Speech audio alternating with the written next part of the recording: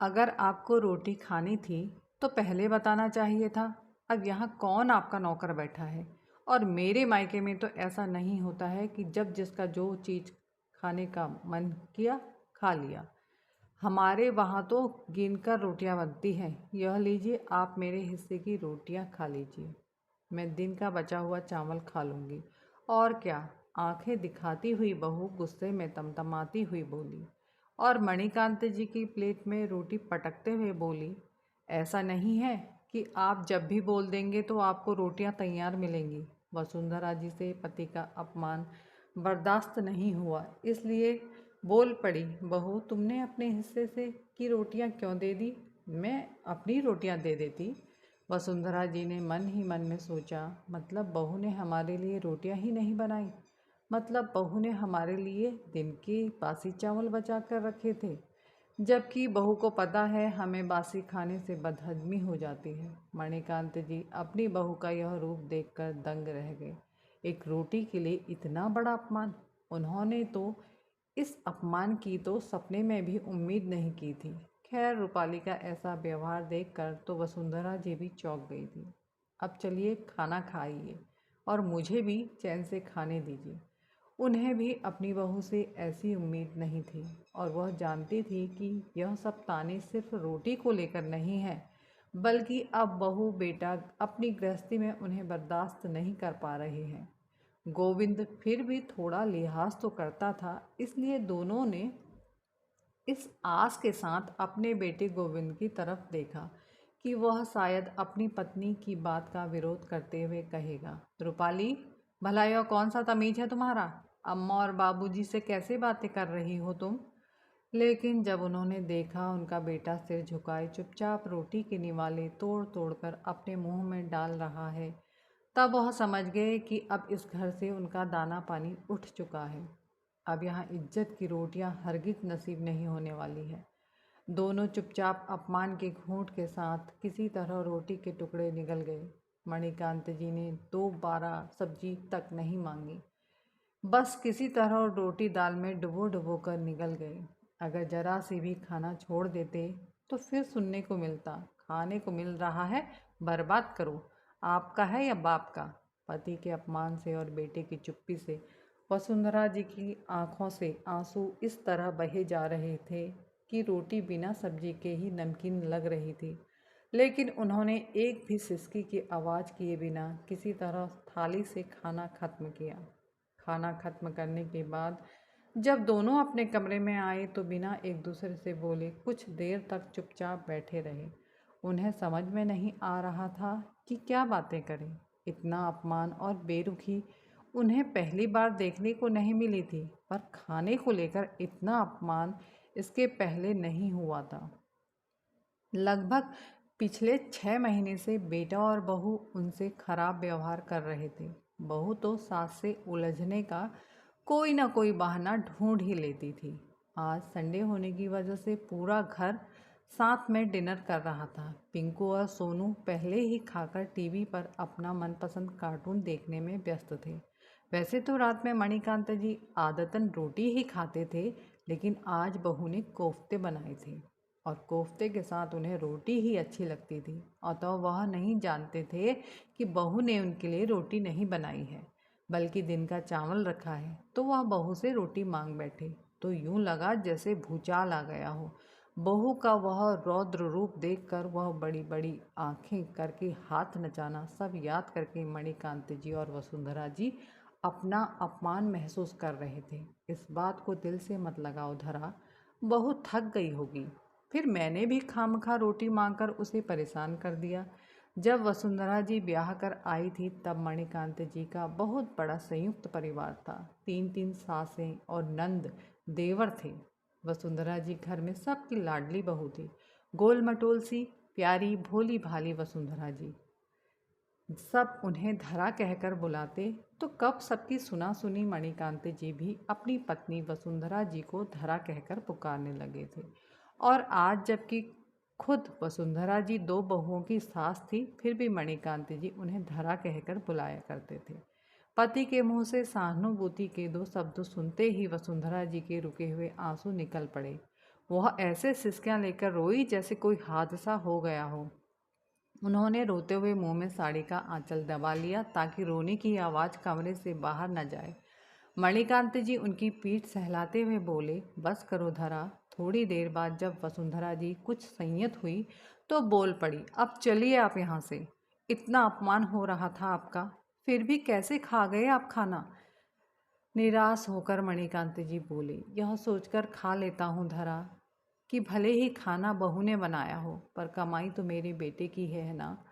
कहते हुए उनकी आंखें छलक आई। वसुंधरा जी ने आगे बढ़कर अपने आंचल से उनके आंसू पोंछ दिए। सच, बुढ़ापा इंसान को कितना मजबूर बना देता है। जब शरीर की शक्ति क्षीण हो जाती है तो अपमान का घूंट पीना ही पड़ता है। आज वसुंधरा जी को याद आ रहा था जो उनकी भाभी ने कहा था कि दीदी, कुछ भी हो जाए पर अपना घर बेटा बहू के नाम मत करना। अब तो भावुकता में उनसे गलती हो गई थी। अब क्या हो सकता था? दरअसल मणिकांत जी और वसुंधरा जी के दो बेटे थे, बड़ा गोविंद और छोटा हरीश। गोविंद हमेशा माँ का लाडला था। बड़ी मिन्नतों के बाद गोविंद का जन्म हुआ था, इसलिए वसुंधरा जी गोविंद को प्यार करते हुए जैसे अपनी आंखों पर पट्टी बांध लेती थी। इसलिए गोविंद का स्वार्थी स्वभाव और खुदगर्जी उन्हें नहीं दिखाई देती थी। हरीश गोविंद के मुकाबले पढ़ाई में उतना अच्छा नहीं था पर संस्कारी था।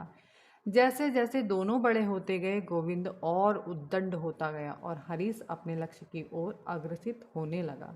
गोविंद एक प्राइवेट स्कूल में जॉब करने लगा और हरीश बीटेक करने के बाद नौकरी के सिलसिले में कनाडा चला गया और फिर वहीं किसी लड़की के साथ विवाह कर वहीं का होकर रह गया था। उसने माता पिता से संबंध तो नहीं तोड़ा था पर उसने शादी एक भारतीय मूल की लड़की लूसी से कर ली जिसके पिता कनाडा में ही आकर बस गए थे। हरीश के माता पिता उससे नाराज थे और उन्हें हरीश से कोई खास उम्मीद नहीं थी। उन्होंने तो सारी उम्मीदें अपने बड़े बेटे गोविंद से लगा रखी थी। मणिकांत जी ने अपने रिटायरमेंट के पैसों से एक मकान बनवाया था। 5 साल पहले शिक्षा विभाग की सरकारी नौकरी से रिटायर्ड हुए थे। मणिकांत जी और उनकी पत्नी दोनों सोनपुर में आराम से रह रहे थे। गोविंद एक प्राइवेट स्कूल में था और दिल्ली में नौकरी कर रहा था। वह अपनी पत्नी सहित दोनों बच्चों के साथ रहता था। उन्हें वहां अपना फ्लैट लेना था और पैसे कम पड़ रहे थे। इसके अलावा उसके दिमाग में मकान को अकेले हड़पने की योजना भी चल रही थी। छोटे बेटे हरीश ने विदेशी लड़की से शादी कर ली थी, इसलिए माता पिता दोनों उससे नाराज थे ही। तो इसी का फायदा उठाया गोविंद ने। गोविंद के सास ससुर भी उसकी कमाई पर पल रहे थे और उनके साथ ही रहते थे। मणिकांत जी और वसुंधरा जी के आ जाने से उन्हें गोविंद ने अलग से एक किराए के मकान में रखवा दिया था। इसलिए भी रूपाली को सास ससुर इतना ज़्यादा खटक रहे थे। बड़ा सा घर हड़पना था तो उन्हें तिकड़म भी बड़ी लगानी पड़ रही थी। बेटा और बहू ने यह कहकर कि हरीश ने तो लूसी से लव मैरिज कर ली है और विदेशों में तो शादियां टिकती नहीं हैं, सो अगर उनका तलाक हुआ और माता पिता ने घर और जायदाद का बंटवारा किया तो एक हिस्सा लूसी को भी मिलेगा और इस तरह मेहनत से बना हुआ घर किसी और के हाथ चला जाएगा। फिर अपनी माँ की भावनाओं को उकसाते हुए गोविंद बोला, सोचो माँ, जिस घर में आप ठाकुर जी की पूजा करती हो वहाँ विदेशी गाय का मांस खाकर अपवित्र कर देंगे। सुनकर वसुंधरा जी तिलमिला गई और किसी तरह मणिकांत जी को जोड़ देकर घर गोविंद के नाम लिखवा दिया।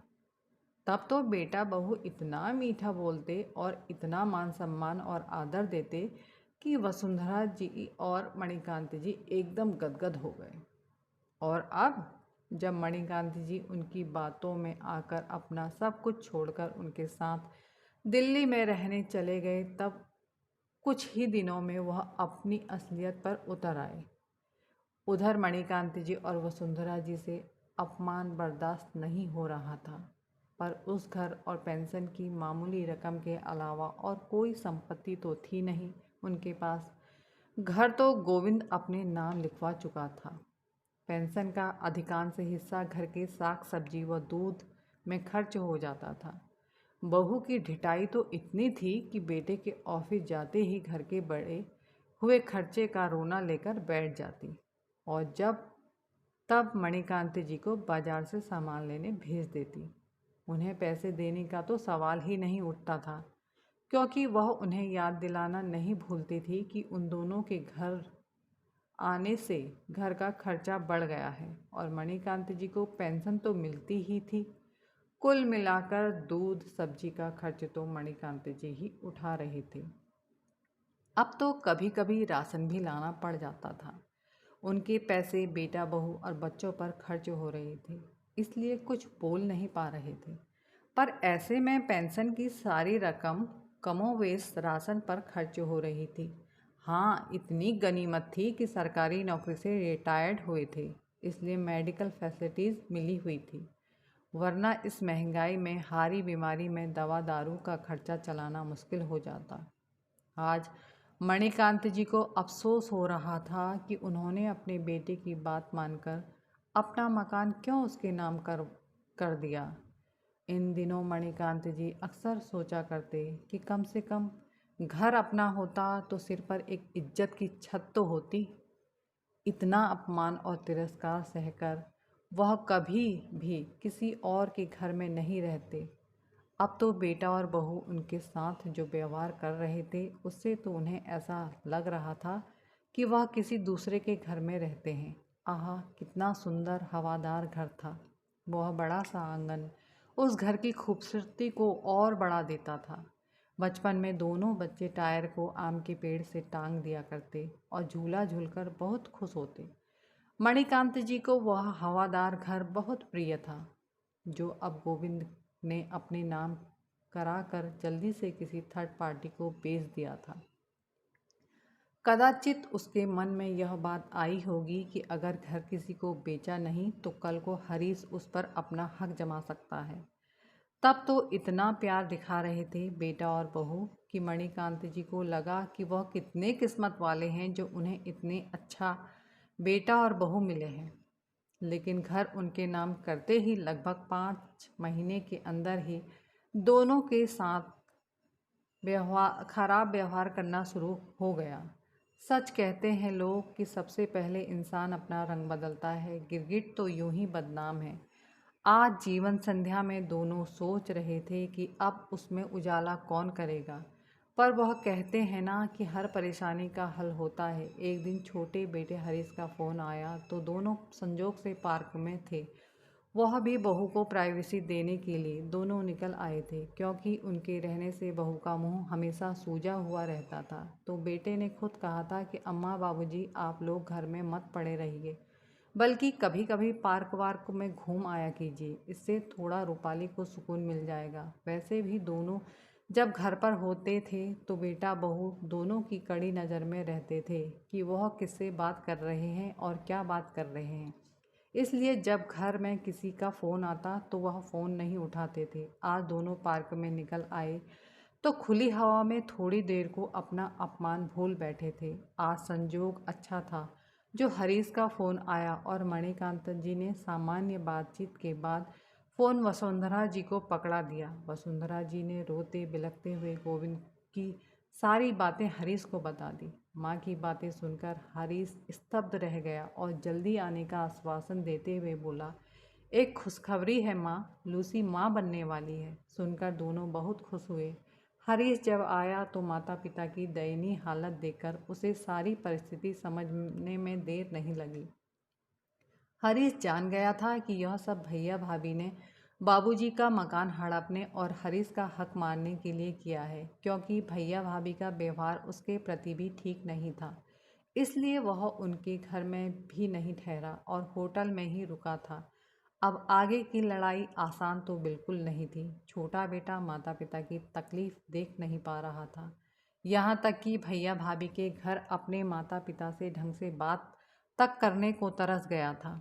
माँ अपनी डबडबाई आँखों और कांपते होठों से बहुत कुछ कहना चाहती थी, पर भाभी हमेशा अपना कान उधर ही लगाए रहती कि कहीं हरीश माता पिता के कान तो नहीं भर रहा है।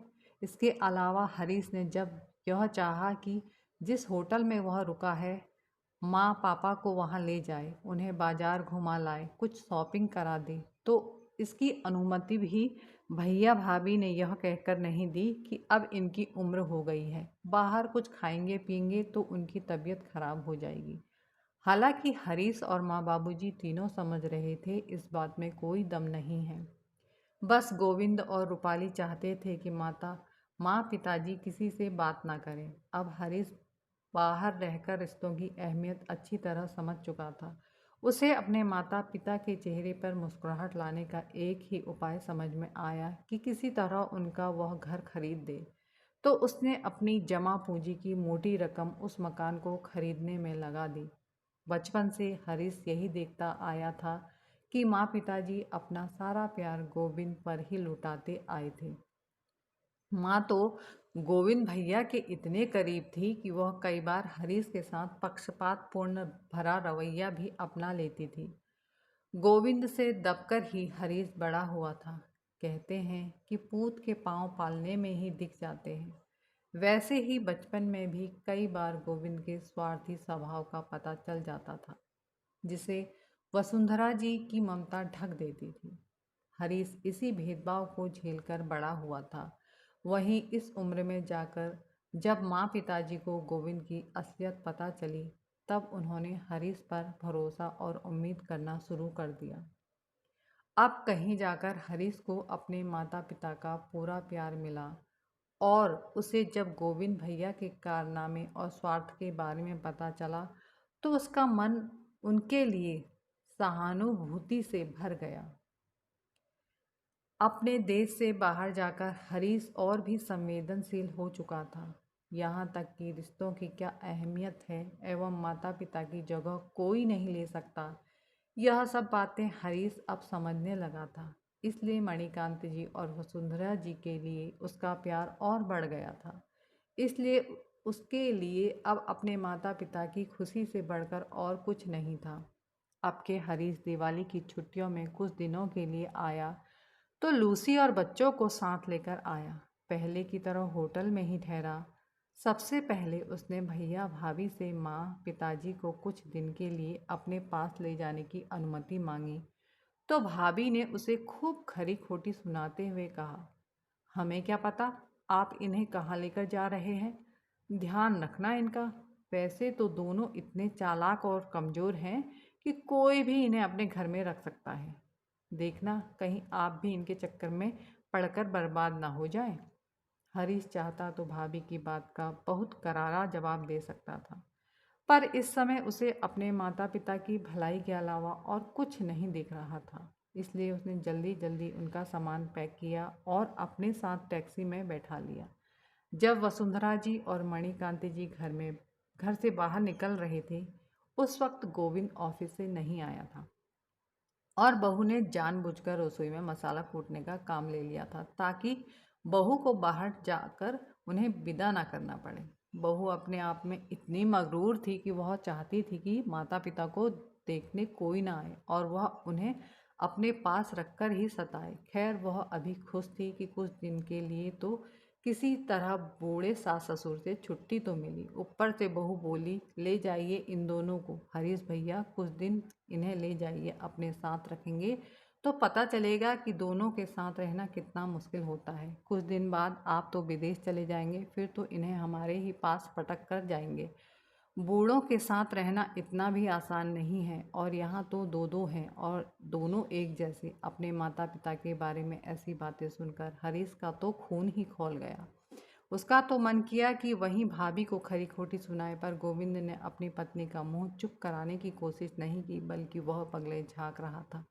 उस दिन छोटी दिवाली थी, इसलिए पिंकू और मोनू घर में ही थे और दादा दादी के जाने का नाम सुनकर दोनों बच्चे दादा दादी, आप दोनों कहाँ जा रहे हो? चाचू आप दादा दादी को कहाँ ले जा रहे हो? बच्चों की बातों से एक पल को तो वसुंधरा जी और मणिकांति जी का मन पिघलने को ही था कि अगले ही पल बेटे बहू का प्रतिदिन का अपमान उन्हें याद आ गया और वह दृढ़ कदमों से छोटे बेटे के साथ बाहर निकल आए। हरीश कुछ नहीं कह रहा था। पूरे रास्ते वह चुपचाप था। जब गाड़ी स्टेशन की तरफ मुड़ी तब वसुंधरा जी से रहा नहीं गया। वह बोली, बेटा तू हमें कहाँ ले जा रहा है? तो हरीश ने मुस्कुराकर कहा, माँ हम घर जा रहे हैं। और मणिकांत जी की ओर मुखातिब होकर बोला, बाबूजी मैंने हम तीनों का सोनपुर का टिकट कटवाया है, हम वहीं जा रहे हैं। आप दोनों के लिए एक सरप्राइज़ है। जो भी हो मणिकांत जी और वसुंधरा जी को तो इस बात का बिल्कुल शक भी नहीं हुआ कि हरीश उन्हें वह मकान दिलवाएगा। उन्होंने सोचा कि शायद हरीश उन्हें इस जगह ले जाना चाहता है जहां उन्होंने ज़िंदगी के इतने खूबसूरत साल गुजारे थे। बहरहाल सोनपुर पहुंचकर हरीश ने सीधे शांति कुंज के लिए टैक्सी की। तब वसुंधरा जी ने पूछा, हरी तू अपनी कॉलोनी में क्यों लिए जा रहा है? किसी के घर कोई विवाह समारोह है क्या? हरीश ने मुस्कुराते हुए कहा, बस कुछ देर और माँ। टैक्सी जब घर के सामने पहुंची तो हरीश ने दोनों को सहारा देकर उतारा। वसुंधरा जी के हाथ में घर की चाबी देकर बोला, माँ लीजिए घर की चाबी और खोलिए घर का गेट। और अब इस घर से आपको कोई भी नहीं निकाल सकता। मैंने यह घर खरीद लिया है। यह कहते हुए हरीश माँ का हाथ पकड़कर घर के अंदर ले गया। थोड़ी देर बाद सारा सामान अंदर रखकर जब हरीश और मणिकांत जी ने वसुंधरा जी को ढूंढा तो वहाँ एक बहुत ही मार्मिक दृश्य दिखाई दिया। वसुंधरा जी घर के हर कोने को, हर दरवाजे को, खिड़की को पकड़कर ऐसे रो रही थी जैसे कोई माँ अपने बिछड़े हुए बच्चे को पकड़कर रोती है। और थोड़ी देर में बच्चों की तरह खुश होकर बोली, अरे हरीश तूने तो मेरे ठाकुर जी को भी बुला लिया है और चाय का सामान भी है। वाह क्या बात है। मणिकांत जी चाय के शौकीन थे सो बोल पड़े। कुछ देर बाद हरीश लूसी और बच्चों को भी ले आया। लूसी अपनी मामी के घर ठहरी थी जो इंडिया में ही रहते थे। शांति कुंज के समीप आसनसोल में लूसी के मामा का घर था। आज सब इकट्ठा हुए थे और मणिकांत जी वसुंधरा जी अपनी छोटी बहू और पोते से मिलकर गदगद हो गए थे। और आज घर में जो खाना बना वह बहुत स्वादिष्ट था। उसमें किसी का अपमान जो नहीं छिपा था। और आज रोटियां गिनकर नहीं बनी थी क्योंकि इस घर में कभी भी रोटियां गिनकर नहीं बनती थी। एक बेटे ने आगे बढ़कर माँ पिताजी को स्वाभिमान की जिंदगी दी थी। और आज वसुंधरा जी और मणिकांत जी सोच रहे थे, जैसे सारी उंगलियां बराबर नहीं होती वैसे ही सारे बच्चों के संस्कार एक जैसे नहीं होते। जहाँ गोविंद जैसा स्वार्थी और मतलबी बेटा है वहीं हरीश जैसा बेटा भी उन्होंने ही जना है। मान सम्मान से बढ़कर और क्या हो सकता है भला। कहानी देखने व सुनने के लिए आप सभी का बहुत बहुत धन्यवाद। अगर आपको कहानी पसंद आई तो प्लीज़ मेरे चैनल को सब्सक्राइब कर देना, लाइक कर देना, कमेंट कर देना, शेयर कर देना। धन्यवाद।